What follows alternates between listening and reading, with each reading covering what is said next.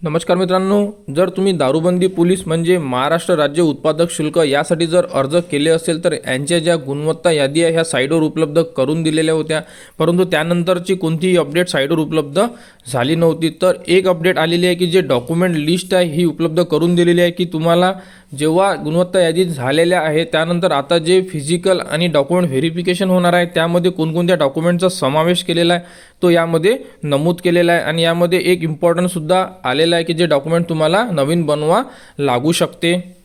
तर बघा, यामध्ये जो पहिला डॉक्युमेंट्स आहे जो आपण ऑनलाईन जो फॉर्म भरला आहे त्याची जी मूळ प्रिंट होती, म्हणजे जो फॉर्म भरला आपण त्याची प्रिंट आणि फॉर्म भरण्याची प्रिंट ही तुम्हाला डॉक्युमेंट व्हेरिफिकेशनला लागणार आहे। आणि त्यानंतर तुम्ही ज्या पदासाठी अर्ज केला आहे तर त्या पदासाठी तुम्हाला महाराष्ट्राचं जे रहिवासी प्रमाणपत्र आहे म्हणजे डोमेसाईल सर्टिफिकेट हे सुद्धा तुम्हाला द्यावं लागणार आहे। आणि त्यानंतर तुम्हाला SSCची मार्कशीट जर नावाचा पुरावा म्हणून, त्यानंतर वयाचा पुरावामध्ये तुम्हाला डोमेसाईल सर्टिफिकेट किंवा 10वीचं बोर्ड सर्टिफिकेट किंवा तुम्ही आधार कार्ड पॅन कार्ड या संदर्भात सुद्धा एक डॉक्युमेंट्स देऊ शकता।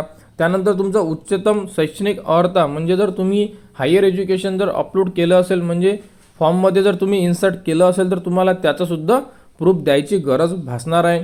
त्यानंतर संगणक अर्हता म्हणजे MSCIT, ज्या विद्यार्थ्यांनी MSCIT केलेली आहे त्या विद्यार्थ्यांना त्याचे सर्टिफिकेट द्यावं लागणार आहे। त्यानंतर सामाजिकदृष्ट्या मागासवर्गीय असल्याबाबत जात प्रमाणपत्र किंवा जात पडताळणी म्हणजे कास्ट सर्टिफिकेट व कास्ट व्हॅलिडिटी हे जे कास्टमध्ये विद्यार्थी आहे त्यांना याचे प्रूफ देणं गरजेचं भासणार आहे। त्यानंतर आर्थिकदृष्ट्या दुर्बल असल्यास त्याबद्दलचा सुद्धा पुरावा तुम्हाला द्यावा लागणार आहे। आणि त्यानंतर बघा, अर्ज सादर करण्याच्या अंतिम दिनांकास वैध असणारे नॉन क्रिमिलियर प्रमाणपत्र सुद्धा तुम्हाला द्यावं लागणार आहे। त्यानंतर जिल्हाधिकारी यांच्या अध्यक्षतेखाली समितीने ज्या कुटुंबात शेतकऱ्याच्या आत्महत्या प्रकरणी मदतीस पात्र ठरविले अशा बाबतचे प्रमाणपत्र म्हणजे शेतकरी आत्महत्याग्रस्त जर जे कुटुंब असेल त्यांचे प्रमाणपत्र सुद्धा द्यावे लागणार आहे।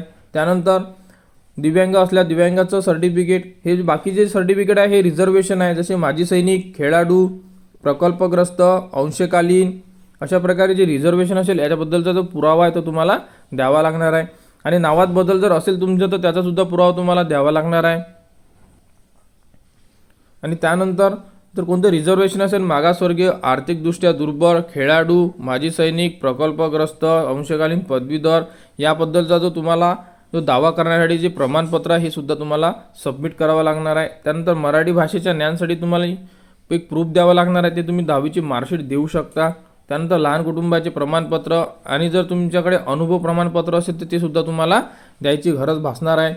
त्यानंतर एक ओळखपत्र द्यावं लागणार आहे, त्यामध्ये तुम्ही Aadhaar card, driving licence, PAN card, निवडणूक ओळखपत्र हे तुम्ही देऊ शकता। आणि तुम्हाला पासपोर्ट साईज फोटो द्यावा लागेल। आणि जर नावात बदल असेल तुम्हाला तर गॅजेट सर्टिफिकेटसुद्धा मागू शकता। तर ज्या विद्यार्थ्यांच्या नावात बदल आहे त्यांनी गॅजेट सर्टिफिकेटसुद्धा काढून ठेवावे।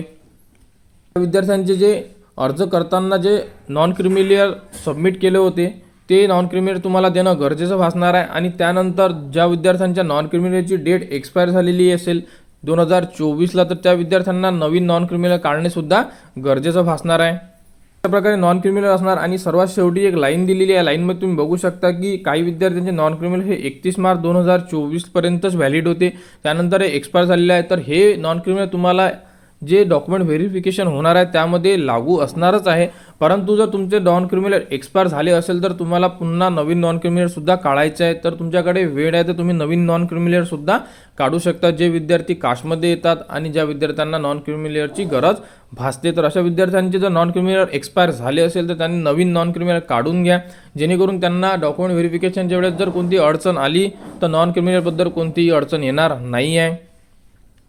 तर अशा प्रकारे हे डॉक्युमेंट्सबद्दल एक अपडेट आहे। तर ज्या विद्यार्थ्यांचे गुणवत्ता यादीमध्ये नाव आहे आणि 45% त्यांना मार्क्स आहेत त्यांनी हे डॉक्युमेंट्स रेडी करून ठेवावे, जेणेकरून येत्या काही दिवसामध्ये जी अपडेट येणार आहे त्याबद्दल तर तुम्हाला अडचण जाणार नाही। व या संदर्भात जेही पुढील अपडेट येईल ती तुम्हाला आपल्या यूट्यूब चॅनलवर उपलब्ध करून देण्यात येणार आहे। त्यासाठी आपल्या चॅनलला सबस्क्राईब करा।